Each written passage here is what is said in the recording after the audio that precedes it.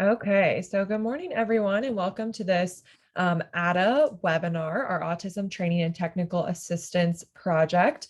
My name is Kirsten Bayer with the Illinois Center for Specialized Professional Support at Illinois State University, and I will be your moderator and technical support for today's session. Today's topic is the language of disability and the inclusion revolution, presented by our amazing presenter today, Haley Moss. And we will get started with her in just a second. Just a couple of housekeeping things before we get started. Haley, if you could go to the next slide for me. As a reminder, all participants on the call are in listen-only mode, and you cannot unmute yourselves. If you have questions as this webinar proceeds, please post those in the Q&A or the chat box, and we will address them at the end of the session.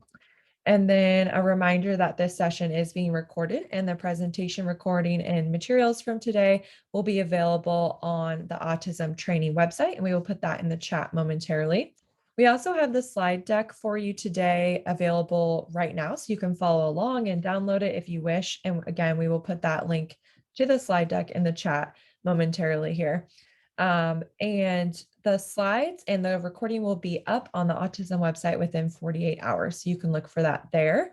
At the end of the session and tomorrow, each attendee will receive a follow-up email, and it will include that same link where you can find the slide deck and the recording, as well as it will include a survey asking you about today's webinar. We ask that you just take 5 minutes out of your workday to please provide us with feedback and suggestions you might have to help improve upcoming ATTA webinars for our ATTA professional development team. And we're going to put that same survey in the chat towards the end of the session. So if you want to be timely about it and take it right away, we would greatly appreciate that. And then in an effort to be as accessible as possible, this session will be offering closed captioning, as well as the recorded session will encompass closed captioning too. If you need help turning on that closed caption, you can locate the live transcript button at the bottom of your Zoom screen and simply click on it and click show subtitles, and it should show up at the bottom of your screen if you do not see that. And then just a reminder, if you have faulty internet connection or you prefer to call in, you can do so by calling into this session using the phone number on your original registration email. And so with that, I'm going to start discussing kind of what the Autism Training and Technical Assistance Project is, just a little tidbit about it. So the ATTA project develops and presents resources that assist individuals with autism in their transition from secondary education to post-secondary education or employment. So we follow them throughout their lives and provide assistance for that. And then ATTA provides training and support to important stakeholders as they work to provide an equitable experience for individuals on the autism spectrum. So if you could go to the next slide, please, Haley. Just a little bit about our center and the work that we do with the ATTA project. So the Illinois Center for Specialized Professional Support, or ICSPS, as we like to call ourselves, we know it is a mouthful, creates, supports, and delivers professional development for education professionals across Illinois. So we cover the whole state, and we provide technical assistance. We develop publications and facilitate programs, improve strategies for our partners, all as they relate to college transition, recruitment, retention, and completion. So encouraging achievement of special population learners, ICSPS, we were founded in 1977 at Illinois State University, and we are still there today. We are housed in the Educational Administration and Foundations Department within the College of Education. So again, I know that is quite the mouthful for who we are and what we do. And it really doesn't even encompass everything that we do, but just so you are a little bit aware of what our center kind of entails. You can go to the next slide, please, Haley. So we have our autism website here up in the corner. So if you want to go ahead, you can go there now, but I will put that link in the chat momentarily for the slide deck and everything. And then you can go to the next slide, Haley. And so we're going to start out with a couple of polls this morning, just our beginning polls that we do every webinar to help us kind of gauge our audience and see where you all are located today, and then also which stakeholder you represent for our ATTA project. So I have those up on the screen now. Feel free to answer them. And we just want to know, which region are you located in? So either from the Chicago area, Northeast, Northwest, East Central, Southwest, or Southeast.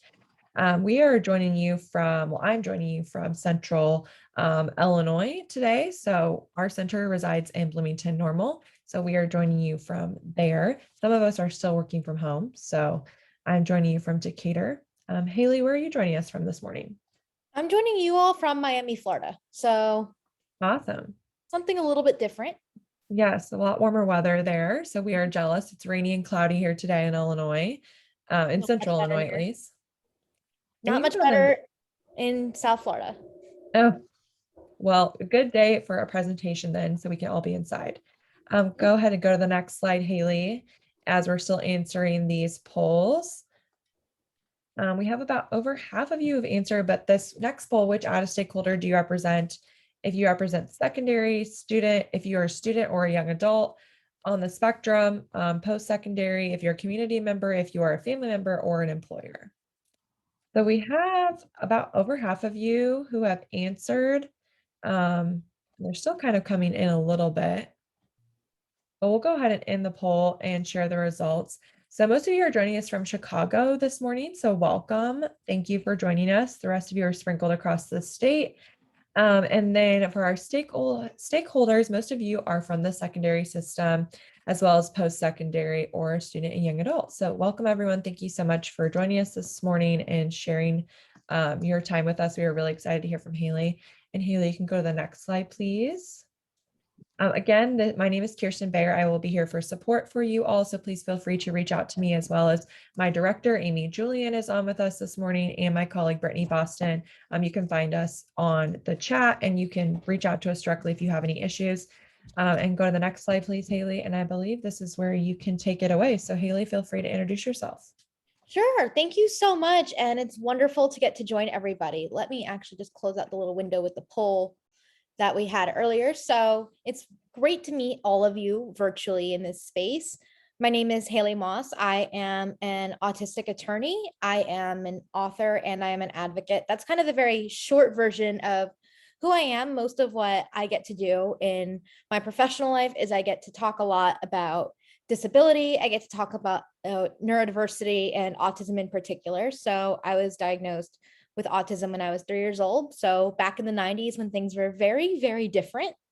I am the author of several books about autism and neurodiversity, mostly things about the middle school years, stuff about college. I have a book coming out in November about the transition to young adulthood and this idea of independence. And my most recent new writing that I'm really excited about is I did a book with the American Bar Association about neurodiversity for lawyers and other professionals. So neurodiversity might be something that sounds kind of new to some of you today, and that's totally okay if it is. If that's new, we're going to discuss it. It's all right. We're all learning together. I want everyone to know that learning is a blessing. It is incredibly collaborative. So a lot of us might be hearing things for the first time. We might have information that is in conflict with what we've already been taught or what we know. And it's okay to feel a little bit of discomfort. It's okay to think this is new and I'm not sure where this fits in with what I already know. But we're going to work through that discomfort together, because at the end of the day, I want everyone to feel safe. I want everyone to feel empowered.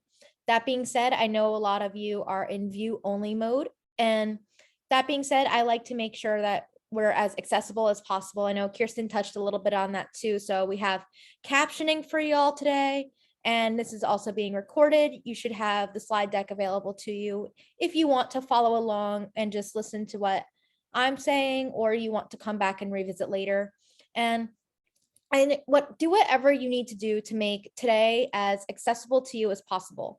I know that sitting through an hour webinar sometimes can be very, very difficult, especially if you are autistic, you have ADHD, or you are somehow neurodivergent in some way. It could be super difficult if you need to stand up, if you need to get a drink, if you have to get a snack, if you need to engage in stims or other behaviors that basically keep you focused. So if you have to move your hands, you have to twiddle your thumbs, you have to twirl your hair, you have to rock back and forth, whatever it is that makes today as accessible as possible to you, please go ahead and do that. It is not my place to judge. And when we talk about accessibility, and you'll hear me say this every time that I lead a webinar, is that accessibility and access is something we create together. Nobody here from our friends at ICSPS can gatekeep that. I can't gatekeep that. It's something that we create together, and each of us has different needs that we have in order to participate in things within our communities, including learning.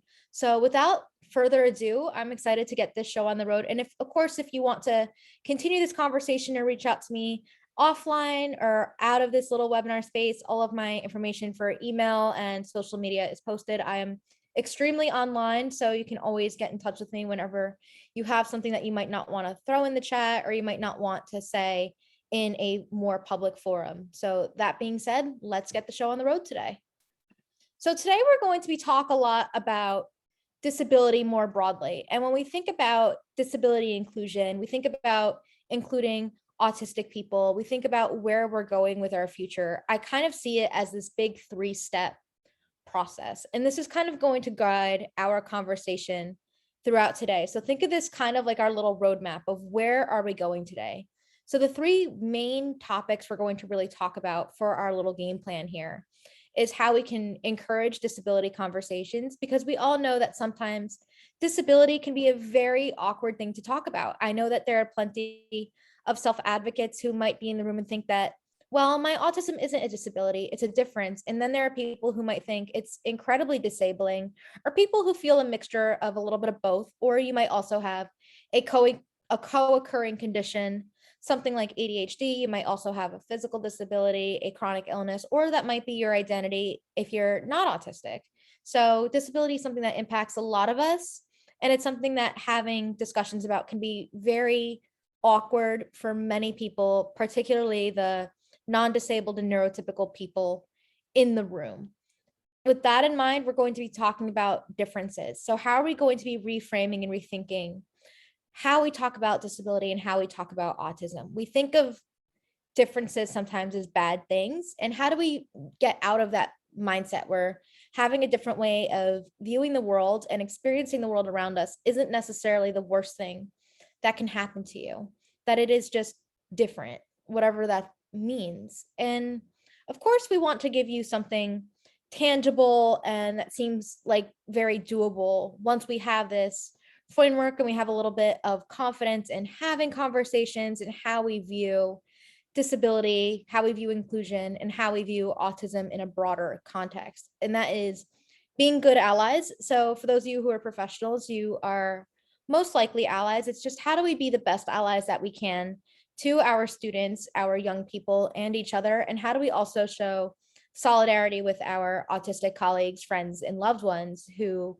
face different barriers to access as they move throughout the world? And especially when we're talking about things like post-secondary, secondary, and jobs, we're going to have a very different conversation because there are so many different barriers that autistic people in particular do face at those points of life. I am very familiar with them. I am an autistic person. I am in my mid-20s. I went to college. I went to law school. I've spent a lot of time in school. I think this is the first time in my life that I am on the other side, really, of being outside of school. So I've been out of school for about 3 years now.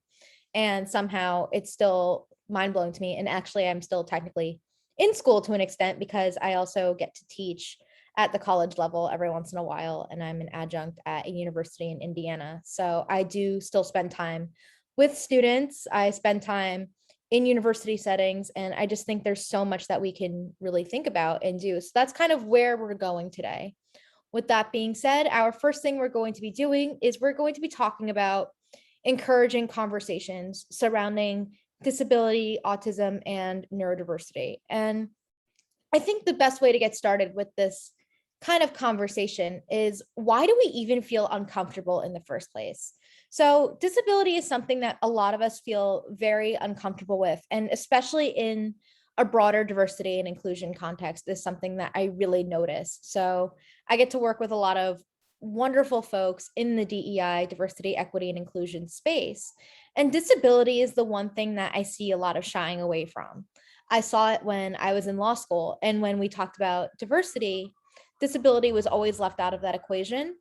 And whenever I brought it up, someone always said, go talk to the person over there that works in mental health. Go talk to that person. It's a mental health thing. It's definitely not a diversity thing. Even just having that experience was very uncomfortable, because when we think about disability more broadly, it's not just related to cognitive differences. It's not just encompassing of people with autism and related disabilities. It is a much broader spectrum. So it also includes our friends with chronic illnesses, with physical disabilities, or a combination of different things, or even acquired medical conditions. So when I tried to kind of unpack why we feel so uncomfortable, I kind of wanted to put up here a couple of the things that really showed up. And if anyone has a different reason they feel uncomfortable or want to elaborate on that, please feel free to post that in the chat and we can have a little bit more of a conversation if there's something else that you would like to add to why you think we feel uncomfortable. So what seems to happen is we have a fear of the unknown. We just don't know how to talk about things that we don't have an understanding of. It's sometimes very nerve-wracking for people who are new to this space or who might have met an autistic person for the first time after I disclose or realize they've never had that conversation before. They're afraid because they don't know. How does that impact you? How does that impact your community? And also they will say, how does that impact me? So if I tell someone that I'm autistic and they don't have that familiarity, they don't know how it impacts me. And they also don't know how it's going to impact them. Think about whenever I talk to friends or new friends or someone that I might be interested in working for or dating for the first time, and we have that conversation, their first reaction is, okay, also, how does that impact you or me? And also what really seems to stem from that conversation is that people don't know what to say. When you disclose that you have a disability or that you're autistic for the first time, I have seen the gamut of reactions and people just don't know what to say. People might just say, I'm so sorry for you. Or they might just say, but I don't see your disability. You don't look autistic to me. Or someone might just say, I'm really glad you told me.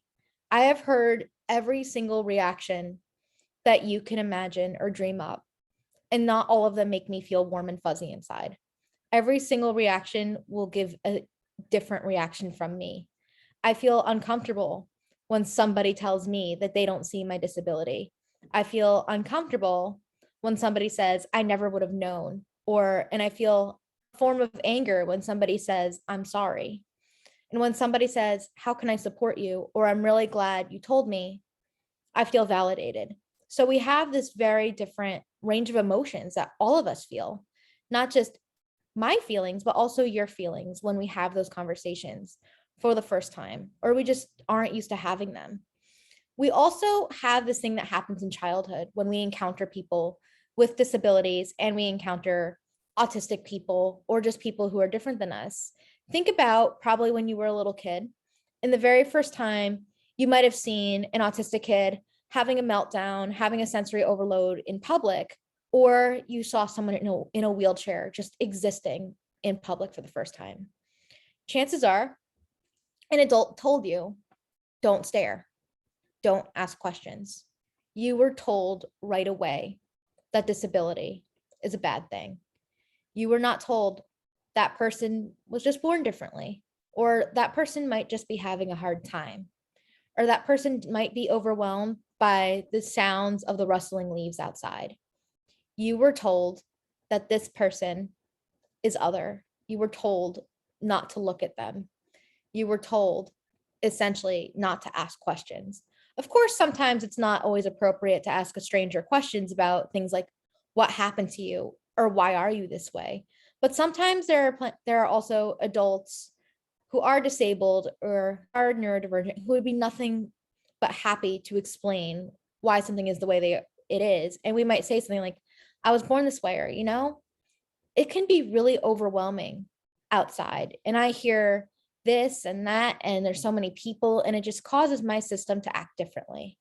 And sometimes I can't control that. Is even having that little tiny teachable moment in childhood about, for those of you who have siblings or who work with siblings and other young people, what kind of experiences do they have? And what kind of experiences do they have advocating for the people that they love and are friends with as well? So I think when we talk about this, we have to understand that we are taught very young that disability is scary. We're taught this kind of discomfort right away. We also have fears about preconceptions. So when we think about accommodations, I know that a lot of us do work in secondary and post-secondary environments, as we learned in the polls earlier too. And we know that a lot of students might not even feel comfortable seeking accommodations, even if they need them, because you're afraid of being seen as different from your peers, or you're afraid of being treated that you're less than. Also, not only that, some of the perceptions are that you're just gaming the system. Anytime that I have ever asked for accommodations, I was always given extra time. Unfortunately for me, extra time was not the accommodation that I needed. I was always able to finish my work on time. What I really needed was maybe help taking notes because I would get distracted or I wouldn't be able to discern what was important. And also, anytime I knew someone who received extra time and their friends or other students would know, or other people at work would know, they would just go, that person's receiving special treatment.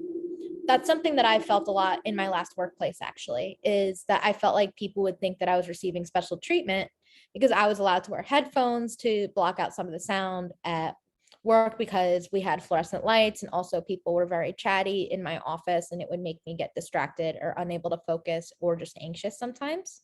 Also, the lights would give me a headache, but that's a whole other thing. We can have a whole webinar, I am pretty sure, just on everything that is wrong with fluorescent lights. We also have that people are afraid to be offensive. We're afraid to say the wrong thing. And someone here said some really great stuff when we're having this uncomfortable discussion. So Christy says that as a longtime professional, she fears using terminology that could be outdated and that she will be offensive when her intention is to help. And that's such a great point. We do have so many feelings about language and saying the wrong thing. And that's something I wanted to say too, is, and it's really important because we've noticed that terminology and language continues to evolve. And Jamie mentioned that people might be uncomfortable because we might not be seen as disabled enough, such as if we're labeled as higher functioning or we don't have as obvious of a disability or as many support needs as somebody who might also have an intellectual disability or who might be non-speaking or needs more assistance in their daily lives. These things are such powerful and valid experiences. They're experiences that I have too. And we will talk about language, fear not. I know it's something that for a lot of people, they go, what do we say? What do we say? And of course, there's some best practices we'll throw in there for some good measure. And with that not being seen as disabled enough experience, that's something that I feel that I have a lot, actually. And I think that's something that happens is people think, but you seem so normal, or they think, but you're not disabled enough to need help. And I think that's kind of when we talk about language, also some of the problems with being labeled high functioning, quote unquote, because that was also the part of my original diagnosis. And whenever I would go to try to get help or accommodations or assistance with something, people just thought, you don't need that. You're so high functioning. You pass for neurotypical pretty well. You don't need it. And at the same time, my comrades who are seen as lower functioning, quote unquote, or have higher support needs or need more assistance in their lives are seen as that they just can't do things because they are too disabled. So it's such an interesting thing. And I'm really glad that we're starting to have this conversation with each other because it really kind of shows where we're all coming from. And also there's this consideration of who is even disabled in the first place. Because I know some people who will think that disability is something that is just extremely obvious. It's someone who is visibly very impaired in some way, shape, or form in their lives. That it has to be someone who's blind, it has to be someone who's deaf, it has to be someone whose experience of autism is profound. It has to be a very specific thing, but it really isn't. And I'm also happy to elaborate a little bit more on that. And that's actually what we're going to talk about in the next slide, is a little bit about who actually is disabled. And that's such an interesting question. And the answer might actually give you a little bit of a shock. It might surprise you about how broad of a tent disability really is when we have this conversation. So when I define disability, I actually will use the definition under the law. So the Americans with Disabilities Act of 1990 is the largest civil rights legislation package that protects people with disabilities against discrimination and gives us the right to participate in our communities. I am an attorney who is obsessed with the ADA. I can tell you all about it forever. But since this is not a law class, you all are not my undergrads who I teach this very basically to, because they need to know this for their practices. And also just because when I have to do this for attorneys, I break it down even more. But the definition under the ADA is that a disability is a physical or mental impairment which substantially limits a major life activity. That is extremely broad. And you're going to think, okay, physical or mental impairment. Wow. Okay. That probably covers a lot of different things. That covers things like physical disabilities, it covers chronic illnesses, it covers mental health conditions, it covers learning disabilities, it covers intellectual and developmental disabilities, and also that includes medical conditions like diabetes or heart disease and all sorts of other things. So the next question, of course, because when you read legalese for any length of time, you go, Haley, that all sounds great. What is a major life activity? Fear not, I got you covered. Major life activities are functions that are important to most people's daily lives. So some of these are pretty obvious. So things like eating, concentrating, communicating, reading, moving, all sorts of things that we do every single day. And for most of us, and whether or not we take them for granted or not is a whole other story. So you can say that autism is a mental impairment that substantially limits major life activities, including communicating, socializing, learning, moving, and even just experiencing the world. So you can really kind of unpack it that way if you want to understand who exactly is disabled. And keep in mind, I think going back to that quick conversation we had about functioning, quote unquote, and who is seen as too disabled and not disabled enough, I think it's really interesting because when we use this definition, it really does seem a lot more inclusive, that you could go, wow, okay, even though I might not have as many support needs as someone who is more visibly autistic and also seems to need more support in their daily lives, I still have major life activities that are limited because of my diagnosis. I think that's such an interesting thing. So when we have this, kind of keep this in mind of that it's a really broad term and it covers about 1 in 4 Americans. That is a lot of people. I think we have this perception that disability is a very small, isolated community, when in reality, when we talk about autism, and this is why I decided this was the topic we were going to talk about today, is autism is just a much smaller piece of a very big movement, a very big community of people. And I think it's really important to understand our roots in the disability community, the neurodiversity community, and realizing how much of life is not just autism, especially when we think about support, we think about students, we think about young people. I think it's just a very important thing. And we also don't want to exclude anyone who has co-occurring conditions or has more than one diagnosis, or they're multiply neurodivergent, or they also have a physical disability or a chronic illness or a learning disability in that same swath. I think it's really important we know that autism is intersectional within our own community before we even talk about other intersectionality issues of how we experience disability, such as race, gender, sexual orientation, class, whether it's education status, that we can be here all day long, in religion. There's so many different things that do go into this conversation. But I think understanding our place within this particular community is really, really important. Which brings us to kind of understanding some of the things that we struggle with, this idea of ableism, and the way that people view disability and the way that people view autism is really, really frustrating. So you might be hearing about ableism for the very first time today, and you don't think about how autistic people might be being discriminated against, whether it's on campus, in jobs, in support services, in schools, that there's so many different ways that we experience different feelings of discrimination, different actions of discrimination, or just ways that people treat us. So to help unpack this little definition from the Center for Disability Rights, we're just going to go through it really quickly. And we're going to also think about what this means for a little bit. And maybe you might have some feelings. If you have feelings, please feel free to share. But the Center for Disability Rights describes ableism as a set of beliefs or practices that devalue and discriminate against people with physical, intellectual, or psychiatric disabilities, and often rests on the assumption that disabled people need to be fixed in one form or another.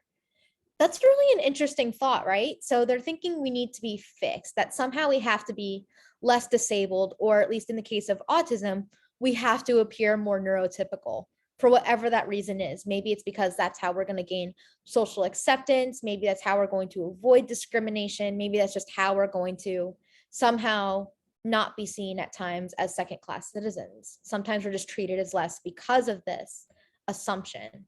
So ableism is entwined in our culture due to many limiting beliefs about what disability does or does not mean.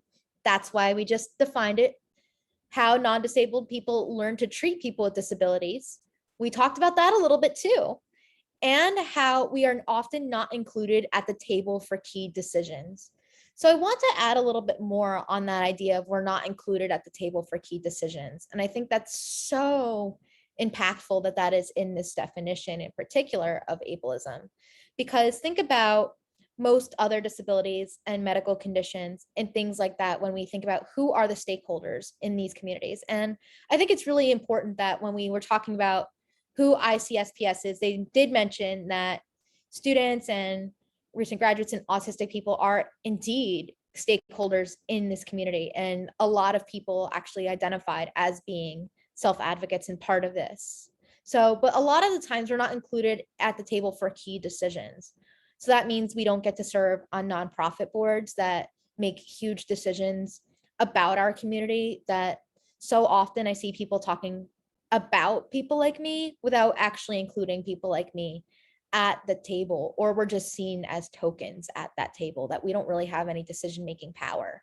Is what kind of power do we actually have when it does come to decisions? Even just giving the platform today to have this webinar and to have me leading it, that is including me in a key decision.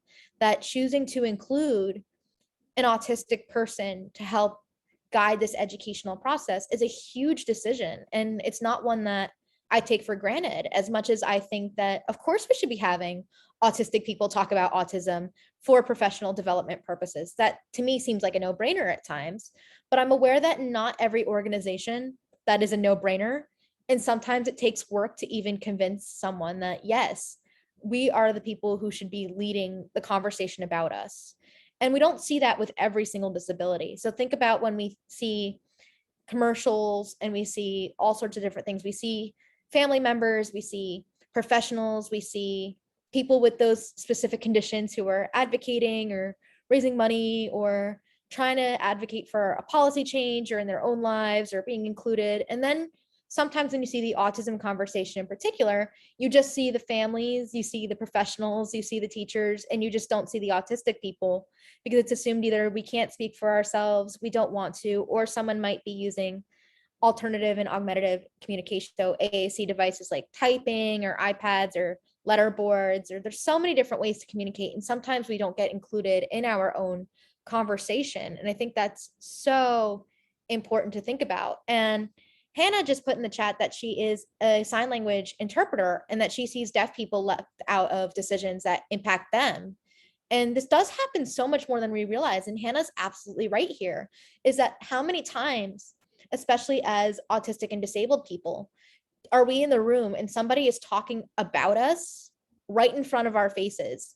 Is imagine, and I've been to doctor's appointments, I've been to all sorts of places where someone will talk about me without even addressing me. So they'll be like, well, what does Haley want? It's like, hi, I'm right here. You can ask me, what do I want? And not my mom or someone else that might be in the room with me, what I want.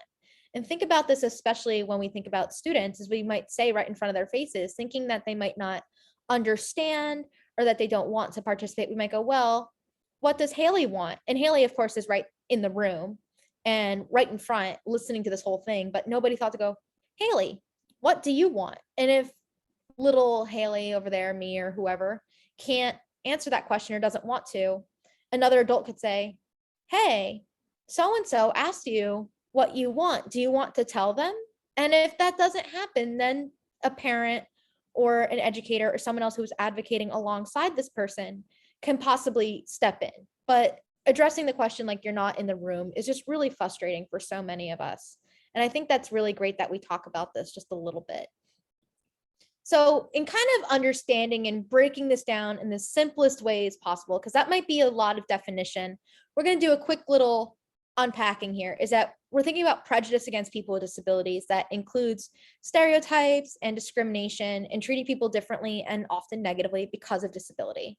And something I want to mention is that ableism can also be internal and it might not be conscious. So Even as autistic and disabled people, we also struggle with ableism. It could be that we might be saying the wrong language as we were talking about. It could be that we just don't know better, or we could actually start believing a lot of the negative things about our own conditions because society tells us that's who we are. Think about how many times someone who might have difficulties concentrating or focusing or communicating might be told that they are stupid, that they are lazy, that they are unmotivated, that they are stubborn, that they are all of these very difficult labels. And it has such an impact on self-esteem. And I know even when I was in law school, I studied differently than a lot of my peers.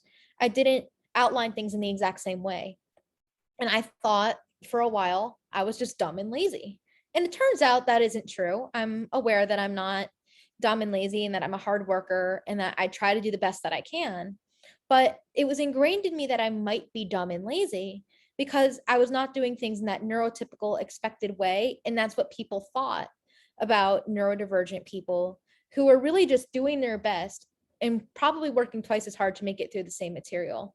So when we think about more external ableism, think about where we go and what isn't accessible. So I'm really glad that the team here today took accessibility really seriously. We have captions, we have slides, and fun fact, when you download the slides, all the images have alt text. So if you are blind or have a visual impairment and use a screen reader in order to consume visual and digital content, you will be able to see what, or at least have a description of pretty much every picture on the slides, including the logos.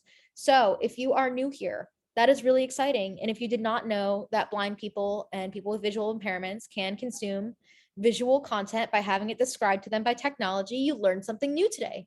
Very cool. Awesome. Okay, so we have this baseline understanding of ableism. I think that's a really great place to really ground our entire discussion today too.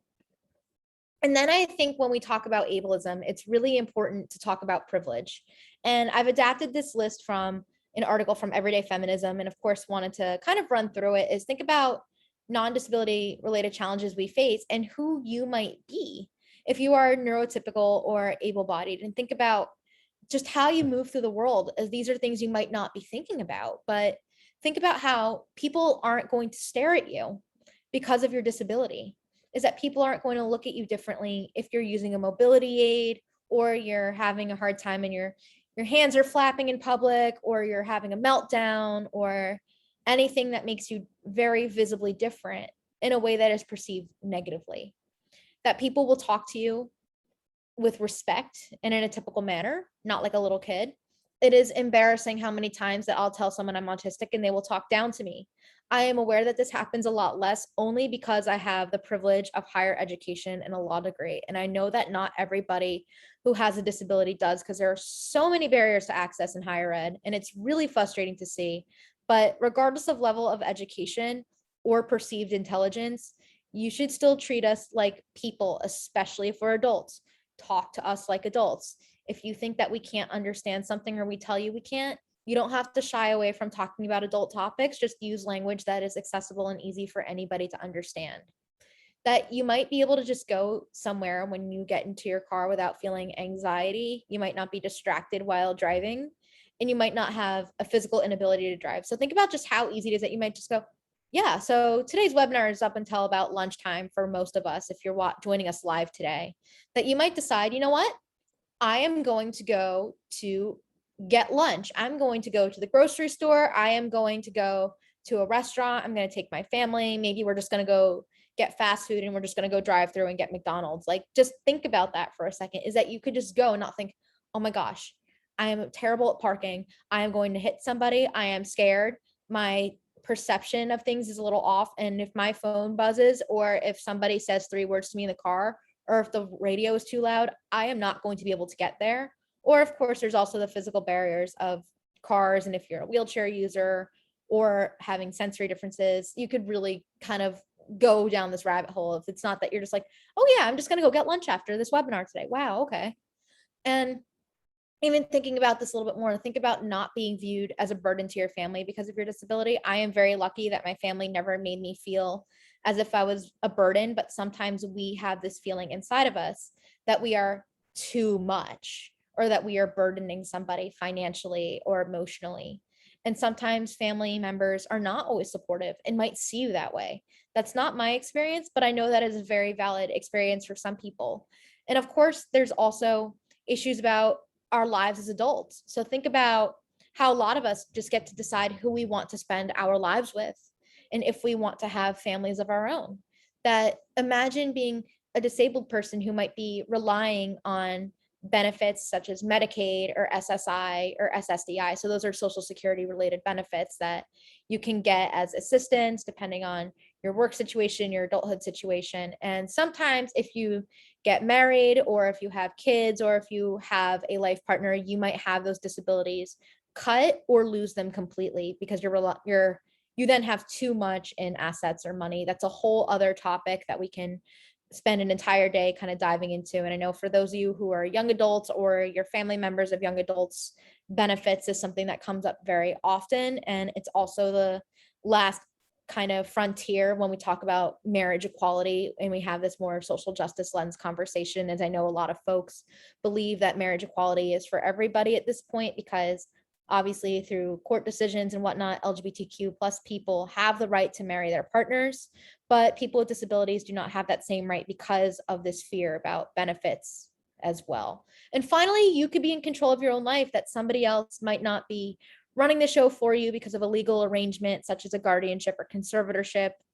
That's very in the news now if you've been following the whole Britney Spears saga, or even just that somebody else thinks that they know what's best for you. That oftentimes we're seen as we're incompetent at running our own lives for many different reasons, or even making decisions, is that somebody else thinks they know what's best for you, and that's not always the case. It's not always true, but these might not be things that you experience if you are a non-disabled or neurotypical person. And if you are one of the wonderful neurodivergent and self-advocates or disabled self-advocates joining us today, if there's something else that you think that might be a form of privilege that the neurotypical and able-bodied people in your life experience that you don't, please feel free to share that. And we can also continue having a conversation about this, because, and I really think this is important for professionals to be aware of, is that there are experiences that you might never have, or you might never be able to 100% relate to. The most you can do is be as empathetic as humanly possible. And it's important to understand that your constituents, your young people, the people that you love and care about have different life experiences because they aren't neurotypical, because they are autistic, that there are things in society they are going to face no matter how hard we work and how much we do to support them. And we had a little bit of a quick conversation earlier about I'm afraid of what language to use, and language matters. So kind of to start unpacking this in a very, very basic way, we have person first language and identity first language. And people ask me all the time, which one do you use and why? And what if someone doesn't use the same language choice that you're using? I see this a lot, and I know that the autism community can be extremely divisive over language. I know it could be something that we seem to hyper focus on at times. And think about how we decide on language. So a lot of us are later career professionals as well, and we stick to what we've known our entire lives. Some of us stick with what we know because it's what we've been taught in our personal lives, or even that we're part of a community and that's what they do. So when you hear me talk, sometimes you'll hear me say people with disabilities, you'll hear me say disabled people. You'll usually hear me say autistic and not people with autism, or that I have autism. So I am from a very firm belief that autism is not something I have. It's definitely not something I live with. If you tell me that I am living with autism, I am going to laugh at you. And I'm going to tell you that autism is an absolutely terrible roommate who did not put away the dishes and did not help with the laundry. So no, I do not live with autism unless I'm going to do the really snarky thing in the next animal that I get, maybe a cat or something, I will name it autism. And then I could say I am literally living with autism. I know. See, we actually have a good sense of humor sometimes, maybe. I don't know. But I mostly use it because I don't feel that autism is something that I carry around with me. Identity first really comes from that internal autistic community. And I know this is also true for certain disabled communities, especially for blind and deaf communities as well. Is with deaf folks, you might see capital D deaf, which signifies that they're part of the deaf community. and that they're proud. So for me, autism is much as part of who I am, as much as being a woman, as much as being a redhead, as much as just being human. And I don't have any lack of pride. I am extremely proud of that. And I think when we think about how do we choose what we're saying, think about the people that we interact with and see how they describe themselves. And I think someone just asked a really great question and just asked, is there a concern about asking disabled people questions because their cognition is assumed to be low, so why even try? This is such a wonderful question. So my belief is that we have to presume competence, that just because someone is assumed not to be able to communicate a preference or anything, it doesn't mean that they don't understand or that they don't want to communicate something. It's that we have to make whatever we're saying accessible to them and give them different tools to communicate. So behaviors, communication, if they're using typing, if they're using so many other ways to communicate, I think that we have this belief that people who appear to have intellectual difficulties or also and language difficulties and disabilities that they might just not be able to share with us. So why bother trying? It doesn't mean that we get to treat them as less of people. So I hope that is a very quick answer, because I think that's so powerful when we decide, how do we decide what to say?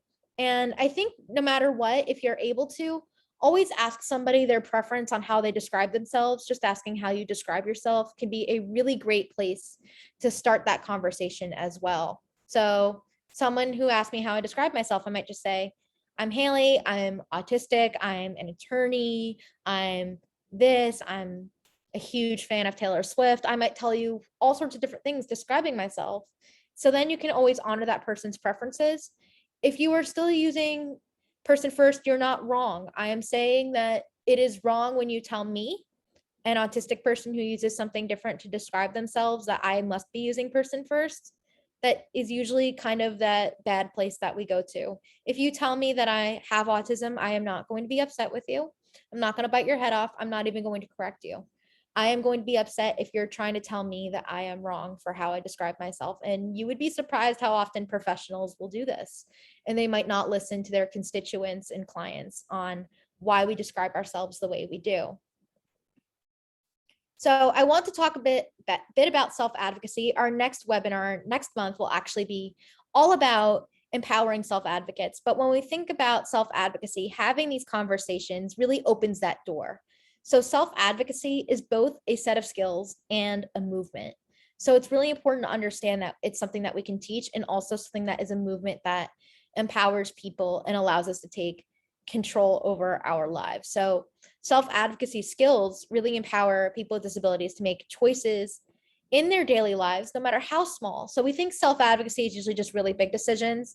It could be deciding, so if we're all going to go get lunch after this, like we were talking about with the car example earlier, you might be asking self-advocates what they want, or they might just say, I want to go get pizza, guys. And that's advocacy, is saying what they want, making that choice, and allowing for independence. So when someone is advocating for themselves and they tell us what they want, that's really powerful stuff. Not everyone is good at that, including adults and including neurotypicals. So when we think about disability self-advocacy as personal and political philosophies, it's a movement by and for us, and we're making our own decisions, speaking for ourselves and for others with disabilities, and really taking control over our lives. I think that is so powerful to think about. So when we're allowing these disability conversations to happen, we really are promoting self-advocacy. We're encouraging people to tell us who they are, how they experience the world, and how we can also help them and help each other. So even when we see accommodations as a conversation, rather than just this thing that we have to do to hit a checkbox and to avoid liability under either the IDEA, Section 504 of the Rehabilitation Act, or the Americans with Disabilities Act, we're really trying to empower everyone so everybody gets what they need. That we realize some people work best when they work remote. Some people work best and do best when they have clear instructions, that we're having this conversation, that we know how we can best help one another to make sure everybody is happy and supported, because everybody needs some support, because we can't do everything by ourselves. We just can't. It would be easier sometimes if we could, but we are an interdependent and independent community at the same time.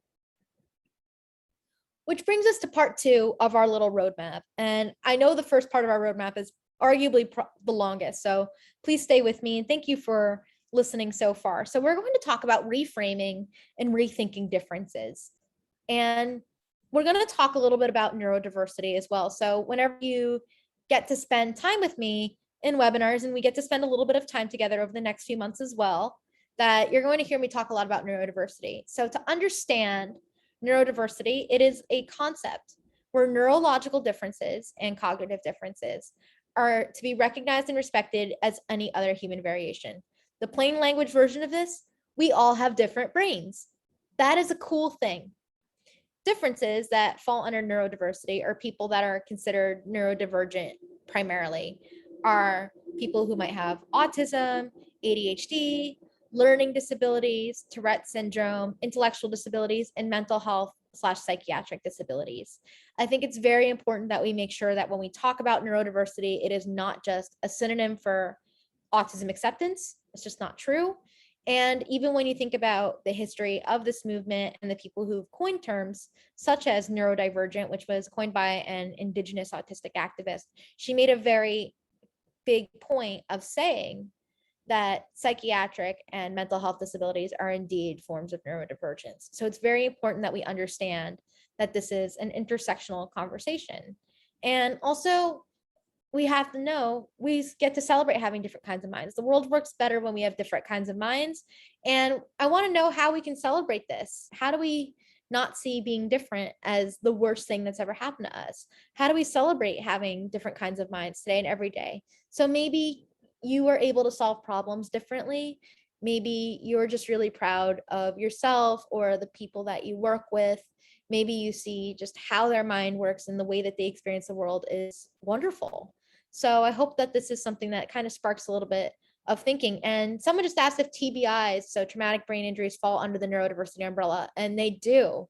And a lot of people will describe themselves as neurodivergent who have TBIs. And I actually apologize that I did not put that in my definition, and I will be sure to revise and include that. So thank you, Susan, for that wonderful question for adding, because I always realize there's something in this definition, because it is so broad, that kind of does fall to the wayside when I'm discussing it. So see, that's the really cool thing. And I know that this conversation sometimes feels like it's a lot of information. We all are going to make mistakes. We all learn something new. And I'm really glad that even being called in and going, hey, there's this other set of conditions such as acquired neurodiversity like TBIs, Alzheimer's, dementia is part of this conversation too. So thank you again. And I will be sure that going forward, I include acquired different disability and neurodivergence as well. So something else that's really cool in our acceptance culture is we do have an actual disability culture. And I think that we are like any other marginalized group. We have community, we have culture. So even just the way that I will talk to other autistic people is very different than the way that I talk to neurotypical people. Is the social rules and norms and things that we love are different. Even just the fact that we sometimes have shared special interests and passions, even if it's not our specific thing, we know it's very important to our community. So we celebrate it anyway. If you are autistic, you might be familiar with this in terms of trains. So, probably a lot of autistic people love trains. And even if trains are not your special interest of choice, you still appreciate a good train because you know how much it means to lots of other people like you. I know that's kind of a silly example to kind of bring up if you're unfamiliar, but it is something that is just part of that cultural touchstone. And I always think it's really funny anytime somebody mentions trains, and I immediately will think of my autistic friends who are absolutely in love with trains and obsessed and fascinated by them. So a lot of people will proudly identify as disabled, neurodivergent, or autistic, myself included. I have nothing to be ashamed of. And there really is this active sense of community. So whether or not it's in person doesn't matter. So we were the original, very online group of people. Disability has always led to innovation. And our community has always been very active on social media and throughout the internet before it was cool. So if you spend any time on social media, you will probably come across all sorts of different makers and content creators and community members who are really supporting each other and making each other feel less alone and educating one another. It's really cool stuff, if you ask me, is seeing that there is very much an autistic community. There's very much a larger disabled community. And there's also this kind of thing that goes around is that we're different and not less. And there's a shift towards acceptance rather than awareness. So I know that we talk a lot about April and Autism Awareness Month, Autism Acceptance Month, but there's this bigger cultural shift going on for all of us towards acceptance. And we were talking about autistic culture a little bit, and there is a culture. And I think it's very new to a lot of professionals in particular to realize there's a whole community of people like me who grew up during the 90s and early 2000s when diagnosis and identification was getting better and a little bit more prevalent because we were better at identifying people. And then these children started growing up, and now they're younger adults in college, or they're slightly older adults like me, or there are also people that are 10 years older than me in the same kind of space. So I think it's really interesting to think about this culture of emerging and younger adults who grew up with this knowledge and who found each other as well. And the way that we act in autistic spaces and with each other is very different. If you want some resources on culture, I'm always happy to provide that as well. But in the interest of time, I think we will just talk about that. Yeah, this is something that exists when we talk about reframing and celebrating our differences and rethinking it, is we don't think of this as this very tragic, bad thing. And even when we think about traits of autism and things like that as well, that yes, differences are not deficits necessarily, is think about how we phrase certain things. And this really interesting piece from the University of Leeds, I think really kind of celebrates that, is focusing on strengths of neurodiversity and autism. So sometimes we think somebody's so focused, we can't get them out of that game, or we can't get them out of this thing that they really, really enjoy. But that's the really beautiful thing, is that deep focus is that they're able to concentrate. They can do things without distraction. Is think about when we reframe this, or thinking that they're so caught up in the details that they don't see the bigger picture, but they're really thorough. It's really accurate. That this person is really passionate about trains, and you're thinking, why are they passionate about trains? Look at how creative they are. Look at how deep that expertise really runs, and that they know some really technical, high level skilled things. When we look at this reframing, we don't see disability as the worst thing that's ever happened, and that there are so many different ways to experience the world. And that different isn't always a bad thing. But when we focus on and reimagine how we see some of these traits that we see as bad things, of they're repetitive, they need the same schedule, they need this, they are rigid. What if they're just really grounded in that, or they take comfort in something that is the same or predictable, or that means they're reliable or they're committed? Think about when we reframe this, what we're really saying. And think about the message that especially sends to young autistic people who are often told that they're broken, or they're doing something wrong, or that they just don't belong. Is imagine when we reframe this, how much of an impact on somebody's self-esteem that's going to have. Imagine how our workforce would change for the better, how our colleges would be more diverse in terms of how people experience the world too. And it just is really exciting to think about.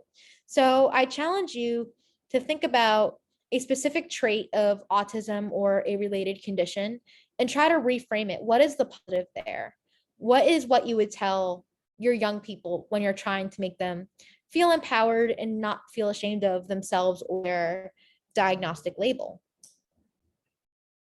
Something else that really comes up when we talk about differences is, and it kind of speaks to a lot of what we've talked about, is that without going to disability studies one-on-one on like social model and medical model, here's kind of the very simple approaches and what these things mean, when there's no perfect approach to how the world works or accessibility or anything like that.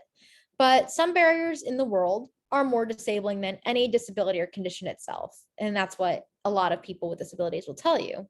So there are lots of things that would go away if the world was actually more accepting in society, it was more understanding, that I don't think there would be as many social deficits and difficulties for people on the spectrum if we all were more understanding and we didn't impose so many different neurotypical socializing rules and cultural norms on us.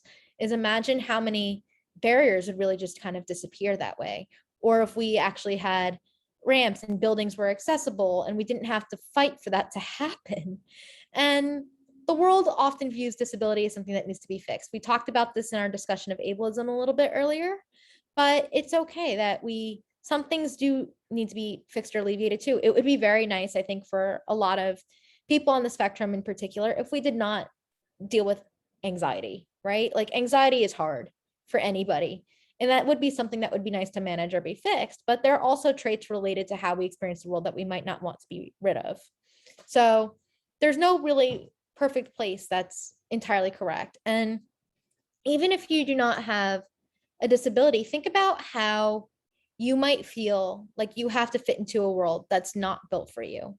So whether that is getting a pair of glasses for the first time, whether that is that you feel that you have to wear your hair a certain way, or anything that might just make the world more difficult for you because of who you are, is that the world might be designed with a very specific person in mind, and that person isn't what describes you. Is think about how the world might be very different if you are a middle-aged, white, non-disabled man versus if you are a trans person or a person of color, or you're disabled, or you're a woman, or any other marginalization, that the world might not be built for you in certain ways. Is try to think about that. And if you feel comfortable sharing with all of us, or at least in the chat, why you feel that you might be, or what ways you might be fitting into a world that's not built for you, that's okay. If this is something that you would rather reflect on personally in trying to emphasize a little bit with this experience of disability, or maybe it is your experience, or maybe you feel this way for some other reason, whether it's, again, the way you wear your hair, or the way that you might have to wear glasses, or even just there's different policies that make it harder for you to exist, or you have to fight to feel seen and heard at work. Think about that there's many different ways that you might feel like you have to fit into a world that isn't built with you or designed with you in mind. And this is a common experience, I think, for a lot of us. And every time I get to ask this question, I actually got to ask it to my undergraduate students last semester, the answers that they gave, and they were 19 and 20-year-old students mostly, really kind of made me reimagine how I go through the world too, because there are things and experiences that they have that I certainly don't.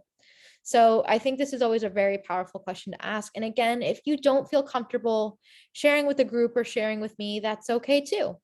And I always like to kind of give that prefacing when we have these discussions, because not everybody feels comfortable sharing for whatever the reason might be. And that doesn't mean that you're not participating or you're not valid. You are loved and respected and valued no matter what you do or contribute to today's conversation. Which brings us to point number 3, when we talk about differences and moving forward and how we can be more inclusive of each and actually show allyship and solidarity. So what does that even mean?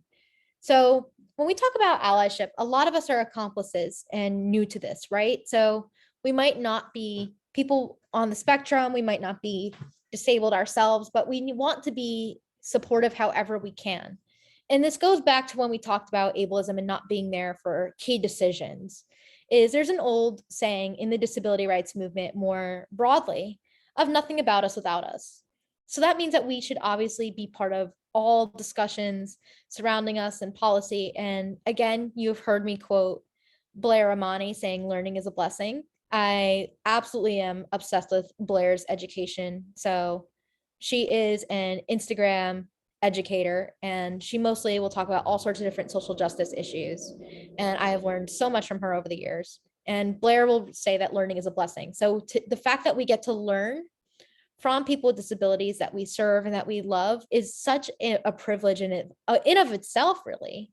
So don't think about that when you're learning or it's challenging something that you might already know or believe, that you're being attacked, that you're being called out. You are honestly just learning. And that is a good thing, that we get to be lifelong learners. Some of us might still be in school, some of us might be out of school, and we still get to continue building our education. So that's really powerful stuff. And when people are willing to share their own experiences is just so important. And again, what we can do in our lives as well is we can speak up against injustice. So when we see things that are happening to our friends and our loved ones, or they're being bullied, or there's a policy consideration that's really bothering them and therefore us, then we can speak up and use your power for good. So a lot of us have different experiences in life. We might be members of minority groups. We might be members of the majority groups in some places. When it comes to disability and you are not a disabled person, you're part of that majority group. And when you're using your power to speak up on our behalf and show solidarity with us, that is so powerful, that you have privilege and you get to take up space in places that we might not get to. And think about how lending your voice can really do good, or even if you're using that allyship in private. So I think about this a lot with who are we when we don't have the stakeholders in the room? When we don't have people like me who are here with you today, who are we in private? And I think about this a lot because my really friends from law school, non-binary, and recently changed their name. And I still have other friends who will talk about them behind their back and still use the wrong pronouns and use their former name. So even though my friend is not in the room there, I have a choice. Do I ignore that? Or do I say, hey, their name is now this, and they use they, them pronouns? Or do I just let it roll off? And sometimes you could be jeopardizing something by putting yourself on the line and using your power to advocate for somebody else in that moment. Is that when I say, hey, Blake uses their they, them pronouns, when someone else might have known Blake before that and using a different name, they might just go, well, I will always see them as so-and-so and she is whatever. Do you have a choice? Of course you do. So I know that's kind of a very simple analogy, but that's something that is practicing allyship in my life towards a community that I'm not a part of or someone that I care about. And Blake might never know what goes on behind their back in that situation, for instance. And it's up to me, even just being able to say that to the other group. If they start referring to my friend properly, then it makes the world a little bit safer for them. Just a little thing that we might think about, because there are many different ways we could show allyship, and who we are in private is more important than who we are in public. So in public, we might shout about something, a policy change. We might post a square telling us all sorts of different activism and resources on social media. But who are we when we're talking to people we care about and love? And sometimes they do something that might not be appropriate or might be harmful to a group of people. Think about how many times in school you might have said to somebody using the R word, hey, that's not cool, instead of joining in and laughing.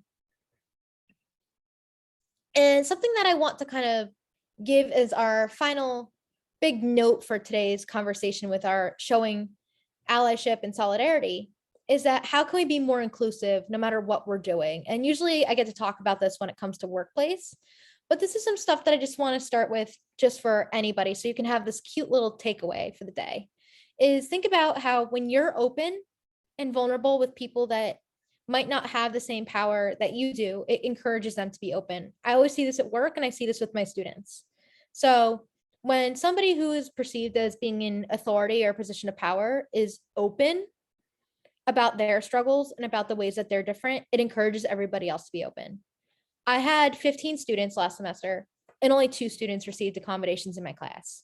And of course, that's not public knowledge or anything like that. And I'm not going to out my students by any means. But what ended up happening is, of course, that I review their requests. Of course, I'm not going to deny them or anything like that, because I still also have an access charter in my syllabus, and I make sure that everybody gets what they need, regardless of what you have in place from the university. But when I told my students that I was autistic on the very first day, these 2 students who received accommodations in my class, as well as 1 or 2 other students, shared with everybody about their disability. They shared why they were receiving an accommodation or what they needed in order to be successful in class, and explained it was part of why they were even taking my class in the first place. And I know that these students might have never shared that in an academic setting, especially around their peers, because we know that other students and other young people can sometimes be pretty judgmental.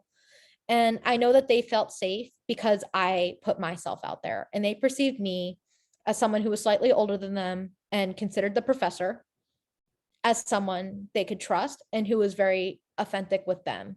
So when you are open with your clients, your students, or whoever you're working with, it makes it feel safer.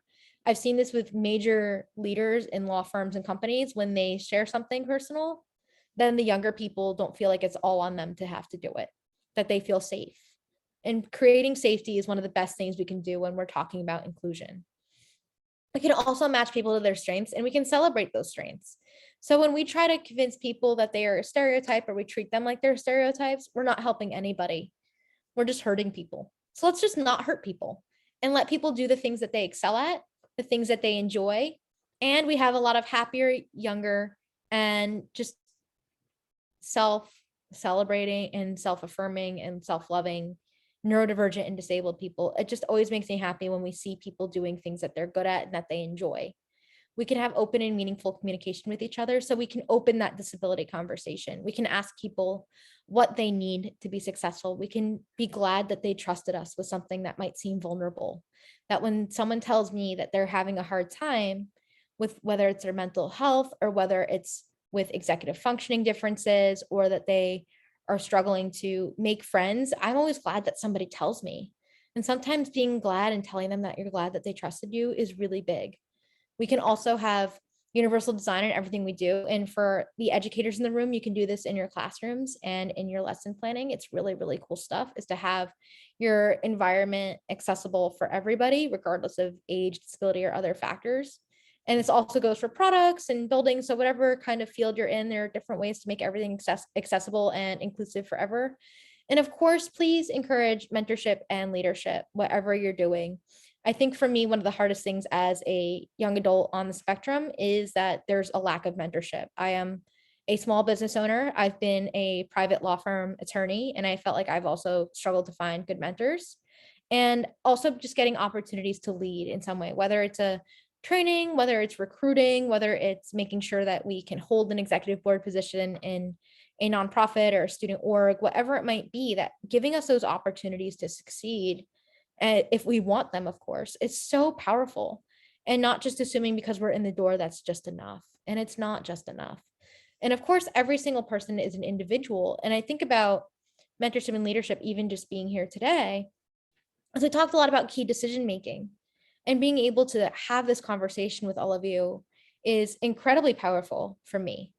For me, it's powerful to be able to talk about things that might be hard, that might be new, that might be kind of uncomfortable for whatever that reason be, and share it together. So I know that we have time for questions and comments and feelings, and I would love to get to answer some of those. So thank you for listening, and I'm excited to see where we continue to take our conversation together about disability, autism, and neurodiversity. So thank you for spending part of your morning listening to what I have to share and say, and I'm excited to have some more discussion and to answer some questions. Thank you. Great. Thank you so much, Haley. What an amazing presentation. And so we have some questions coming in. First of all, from Susan, does TBI fall under the umbrella of neurodiversity? And we did get to address some of these questions, and the answer was yes. And I realized when I was talking about neurodiversity, I was accidentally excluding people who have acquired conditions. So thank you. Well, good. I'm glad I brought it up again. And thank you. So you can see your face a little bit more. I know everyone likes seeing faces, and it's also a little bit of something else. So Absolutely. We did have a question from Rachel. Will there be a way to get a copy of this recording so we can replay the information? Yes, Rachel, this session will be up on our autism website, and that website has already been posted in the chat, and it will be up within 48 hours. We will also have that website being sent in your follow-up email, which will be sent to you tomorrow. So you can access all of our autism trainings there. You can also register for Haley's next session in August there as well, if you would like. And in August, we will be talking about self-advocacy. So we get to keep going with our conversation and keep building upon what we talked about today too. Awesome. Thank you so much, Haley. And yes, my director, Amy, just put that website in the chat. So feel free to access that there. You can access all the sessions under monthly webinars, as we have these every month. And we are getting lots of thank yous to you, Haley, for sharing your story and your words of wisdom. So thank you so much. Thank you all for coming. It really just means a lot to have everyone here and that you took time out of your day, because I know there's so much information and everybody is so busy. So it really just means a lot that you're willing to spend part of your morning or early afternoon with me. Great, thank you. And yes, Amy just put the description, the title, and the link to register for Haley's next session in the chat if you'd like to go ahead and do that. And then following this session in your web browser, a survey should pop up. If you would like to take a couple minutes to take our follow-up survey, we would appreciate that feedback. Just let us know what you thought about the presentation and Haley as a presenter. And we love to hear that feedback from you all so we can help develop more PD sessions in the future regarding ATTA.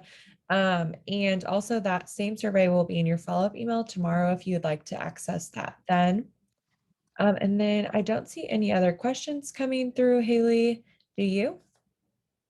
I don't, but if anybody also has any feelings that they want to share, I am always happy to listen. And thank you to everyone who wants to send all your good vibes. I just really appreciate it. And thank you again for having me. And it really is powerful to get to spend part of the day with everybody. Great, awesome comments. Thank you so much, everyone. We have a couple more coming in. Yes, just lots of thank yous. And then Haley, I know you're responding there. So again, you can access this recording and the presentations from today on our autism website that Amy has put in the chat for us. So if you have any other follow-up questions, feel free to reach out to Haley. Her information is on the slide deck, or our staff at our center support email. We can put that in the chat for you. And then we will kind of close out for the day. So thank you so much, everyone. Have a great rest of your Tuesday.